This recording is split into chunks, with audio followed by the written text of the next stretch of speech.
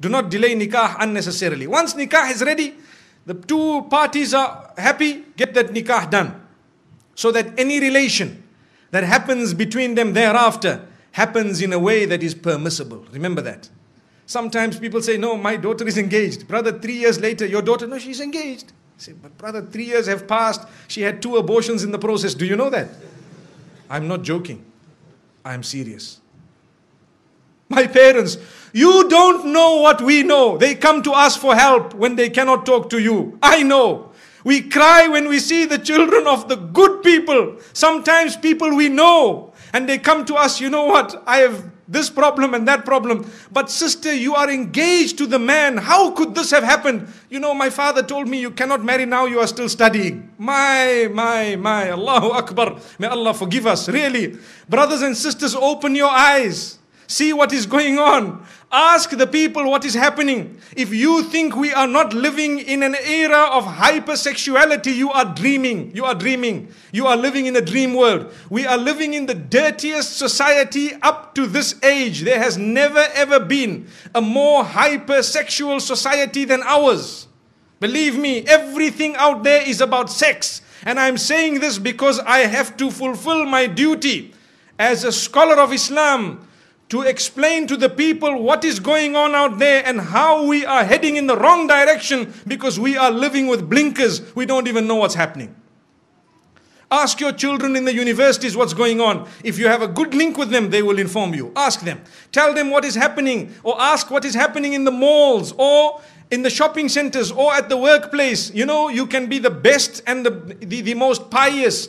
Yes, if Allah has granted you protection, you will always be protected. May Allah grant us goodness. There are people amongst us, and I'd like to hope that the bulk of us seated here, pure, good people by the will of Allah, you know how difficult it is to remain on that path. You know how easy it is to sin. Today it is easier to sin than it is to abstain from it. Allahu Akbar. It is easier to abandon your hijab than it is to don it. It is easier to leave your salah than it is to fulfill it. That is because the environment has made it so difficult to engage in that which is correct. But my brothers and sisters, this is why I say do not delay nikah. It's not just my statement, it is a teaching that has come to us from the best of creation. Don't delay it. And at the same time, do not make it difficult in any way. We already spoke about the mahar, the dowry, or whatever else it is. Either way, don't be too demanding. And do not become a person who really makes it tough on their sons and daughters to get married. Because in that particular case, we will be held accountable in the eyes of Allah subhanahu wa ta'ala. Why is it that you as a parent did this to your own daughter? You doomed her, you punished her. And this is what you did to your son. You made him, you really made him leave the deen in totality. It brings me to one example, living example, where there was a young boy whose father was being so tough with him that, listen to this, he wanted to marry someone who was ready to revert. So his father told him, no, not over my dead body. What am I going to tell my friends and society, my brothers and my sisters, my this, my that? Brother, izzah is from Allah. Your status is from Allah. If you had embraced this, it was going to be much better. So you can explain to your friends and your family, look, you know, I tried my best, but today's society, you know, sometimes the children are doing their own thing and we have to try our best, saddidu wa qaribu, to make the most of what it is and to guide them as best as possible. And, you know, we will see how best they can manage. But instead of that, this father chose to say, over my dead body. So what did the son do? He asked for help from some of the scholars and so on. And sometimes there is a limited amount of help you could actually offer, because if a man is being stubborn, you cannot really win. So after some time, he converted and left the fold of Islam and gone. Why? Because to him, the child was lost. And the father is still proud of his action. I don't mind if he became a non-Muslim, but at least nothing happened against my will. And he told his family members, you know, your children, if they want to do the same thing, you should also engage in this type of thing. How? The woman was ready. So I had an opportunity to address this young boy.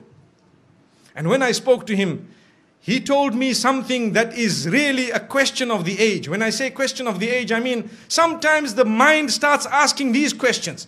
He said, you know, this woman is such a good woman that I married. She has so many good characters and conduct. She told me I'm ready to do anything. You know, I explained to her about the little I know about Islam and she was ready.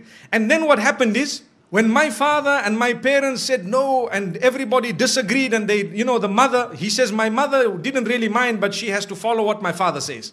So after some time, they questioned me, her parents, to say, look, we were all okay for our daughter to, you know, to enter the fold of Islam. Now, if she is not going to enter the fold of Islam, then why don't you enter our faith? So he said, yeah, it makes sense. You see? He said, yeah, it makes sense. If they refuse, I will not refuse. You people are not refusing. So he says that is what made him turn. Now look at this. The young boys of today, this is the logic they are using. They will not tell you Islam is correct and Islam believes in all the previous messengers and Islam, Allah is one. Even the father perhaps doesn't read Salah correctly, but he was proud with his action. May Allah subhanahu wa ta'ala forgive that man. Really, we tried very hard, but to be honest with you, it is only Allah who can bring people back. And that's why I say it is foolish. Sometimes you might lose your child totally, rather you lose them 20%.